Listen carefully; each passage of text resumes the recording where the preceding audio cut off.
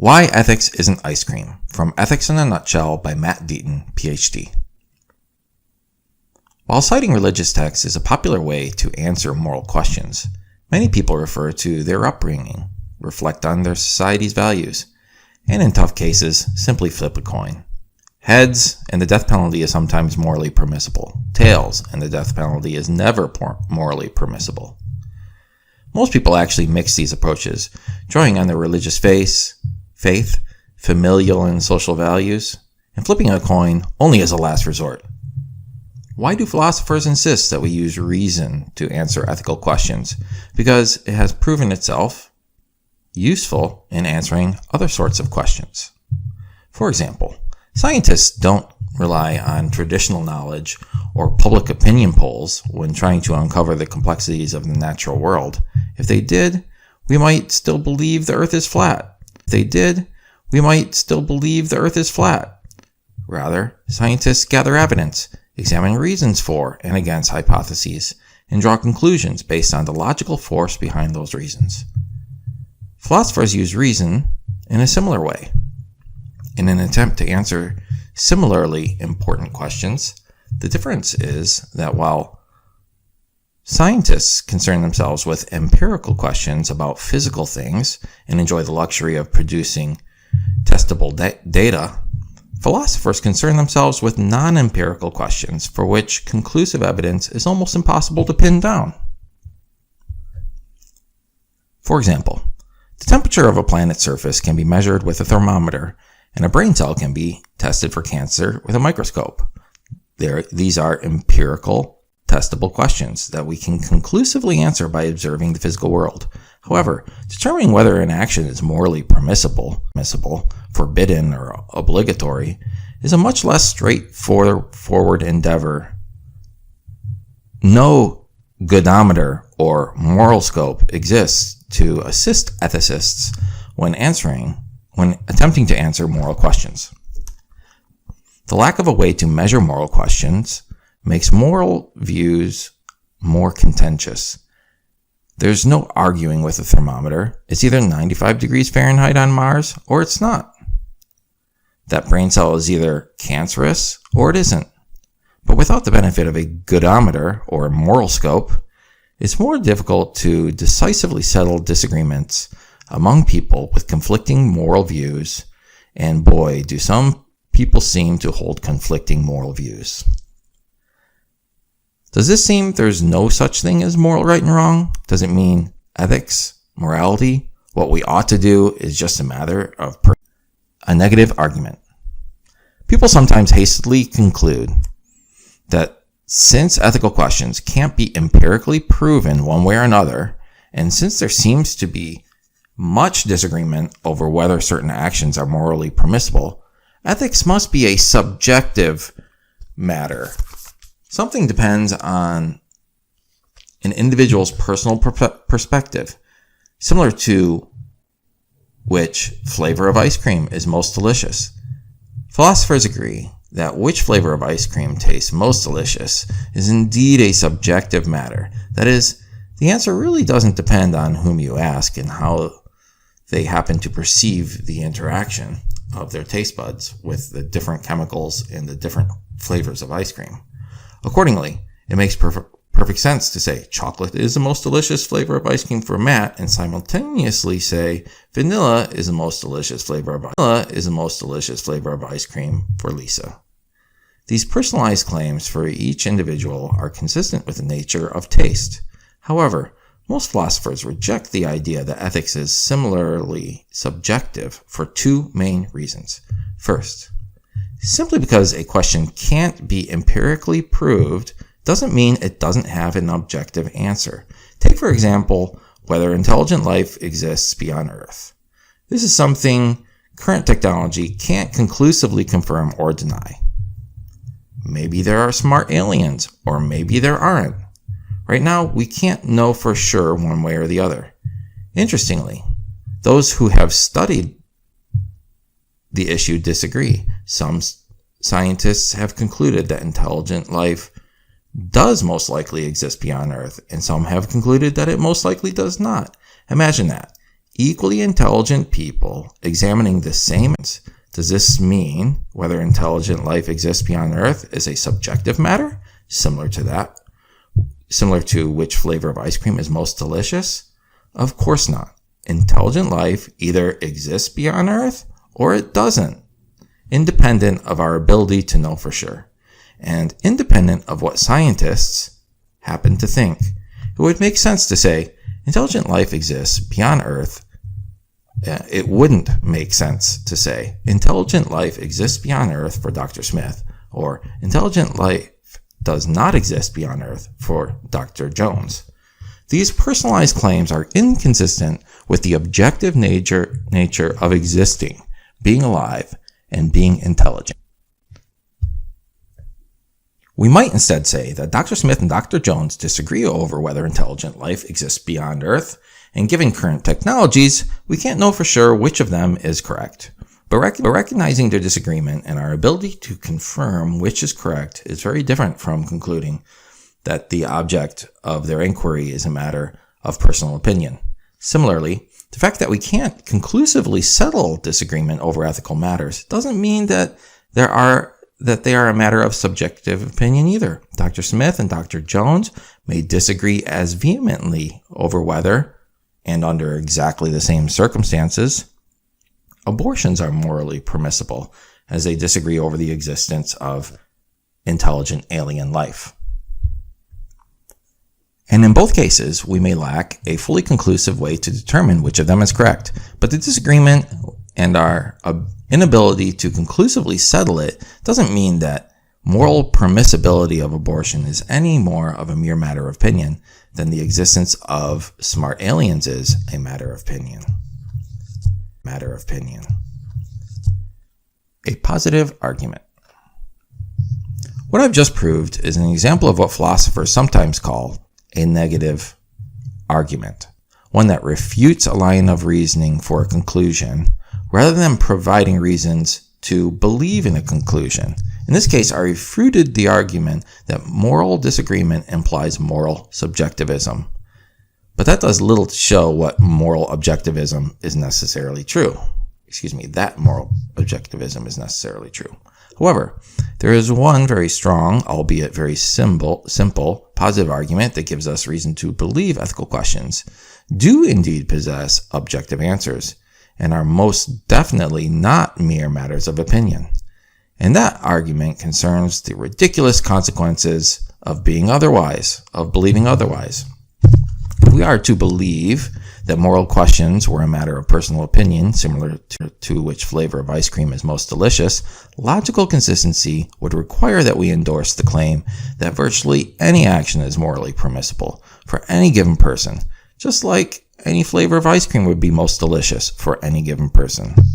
Subjectivism isn't a big deal when you're talking about ice cream. If Johnny sincerely believes skunk oil is the most delicious flavor, that's odd, but who cares? Johnny is just a weirdo, and we can respect his tastes from a distance. However, what if Johnny's moral beliefs are just as repugnant? What if he sincerely believes it's morally permissible to torture babies for fun? Johnny doesn't have in mind scenarios where we're forced to choose between torturing a baby or some greater evil, such as allowing a madman to detonate a nuclear bomb in the middle of a crowded city. No, Johnny believes that torturing any baby at any time for any reason is completely morally acceptable, even if there's the problem with being a moral subjectivist. It means that you cannot criticize another's ethical views, no matter how repugnant. When we equate ethics with ice cream, we have to agree that if Johnny believes torturing babies for fun is morally permissible, torturing babies for fun is morally permissible, at least for Johnny. But our good sense tells us that torturing babies for fun is clearly morally wrong, no matter how sincerely Johnny might believe it to be morally right.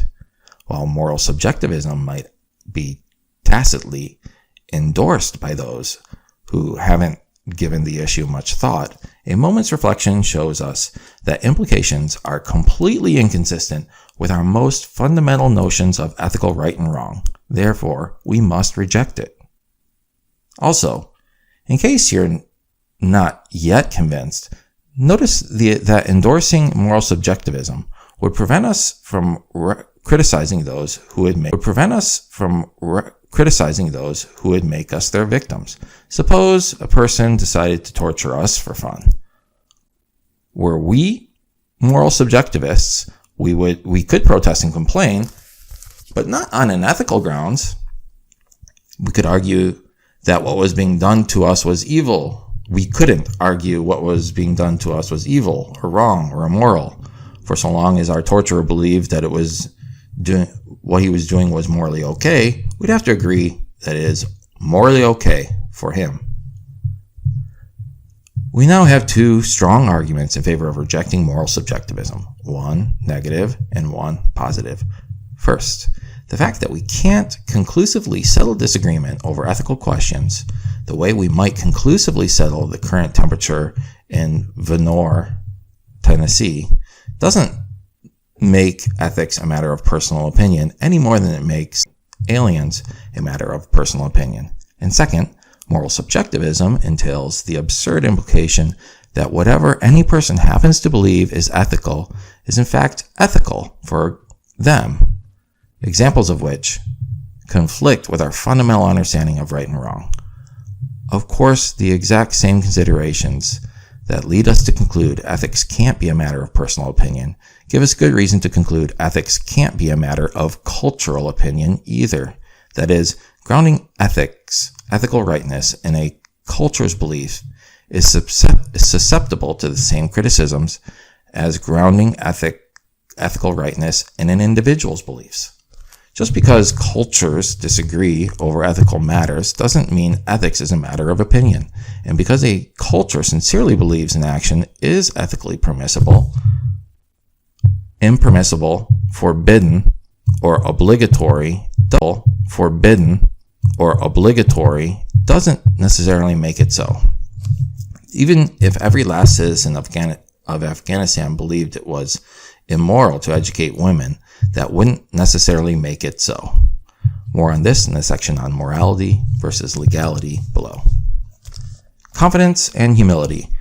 And so we have good reason to reject moral subjectivism and endorse some version of moral objectivism, the view that ethical questions have answers and do not depend on an individual or a culture's belief. Keep in mind, though, that this doesn't mean we necessarily possess those answers. It just means they're out there somewhere and don't turn on what people happen to believe. Philosophers have thought long and hard how to best discover those answers and have developed several ethical theories. Before we explore them, we need to make three key distinctions that often confuse students new to philosophical ethics. Three key distinctions: prescriptive versus predictive. One thing that often confuses students new to ethics is that the words should and ought can be used in both a predictive and prescriptive way. That is, the words can indicate both an expected future state and they can indicate a moral obligation. For example, if I say brushing your teeth should prevent cavities, I mean to convey that if you brush your teeth, you'll be less likely to suffer tooth decay than if you didn't. However, if I say that you should donate your toothbrush to a homeless person, that doesn't mean I necessarily expect you to do so. Rather, I'm making a prescriptive statement about what's morally right. That is, I'm saying that you have a moral obligation to give your toothbrush to a homeless person. Hopefully I'd provide an accompanying argument to support such a claim. The word ought is used in similarly different ways. If I say that Vols, the honorable and majestic football team from Knoxville, Tennessee, ought to beat the Gators, the lowly and corrupt college football team from Gainesville, Florida, next fall, I am making a statement about which team I expect to win as a matter of predicting the future. Not that the Vol loss would somehow be immoral, though it certainly feels that way sometimes.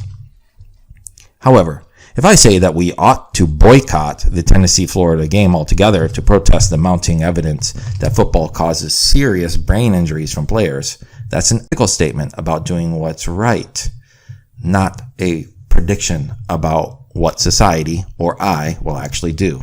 So remember, the words should and ought are typically used in their prescriptive or evaluative sense when using philosophical ethics, and not in their predictive sense. Morality versus psychology.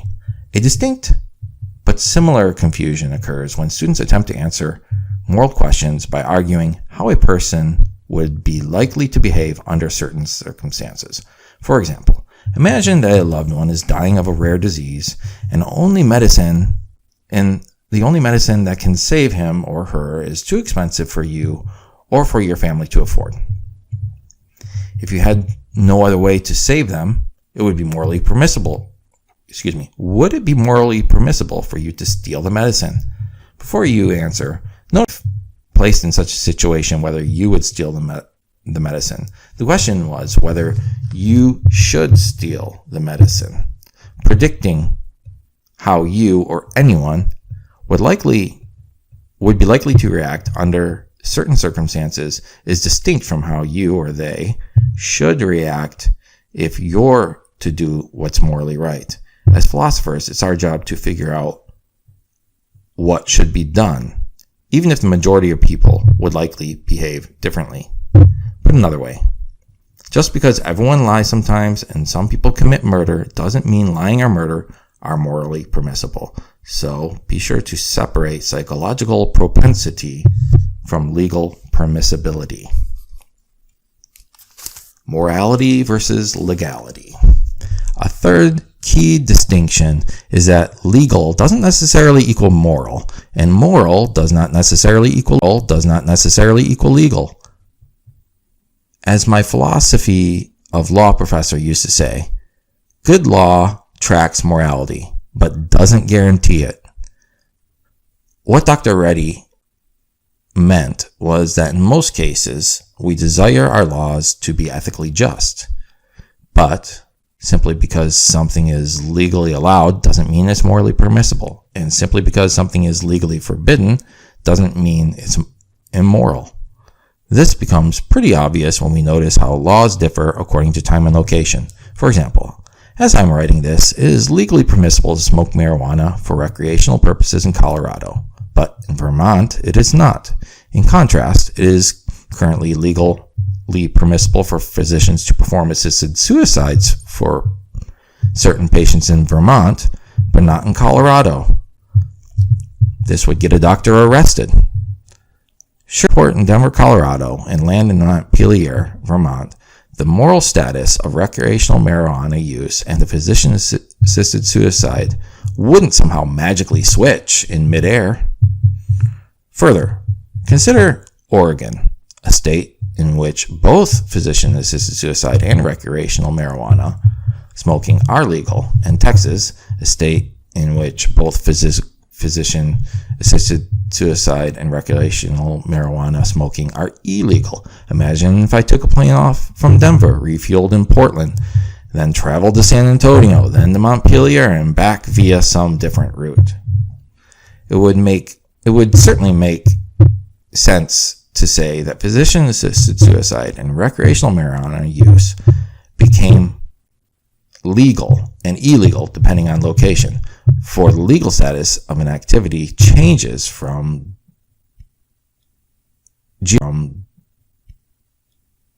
geographical jurisdiction to jurisdiction. But it wouldn't seem to make sense at all to say that physician-assisted suicide or recreational marijuana use changed from moral to immoral and back again, depending on where I happen to be. If I flew to Taliban-controlled region of Afghanistan, would it suddenly become immoral to educate women? Further, if legality determined morality, legal processes would be very difficult.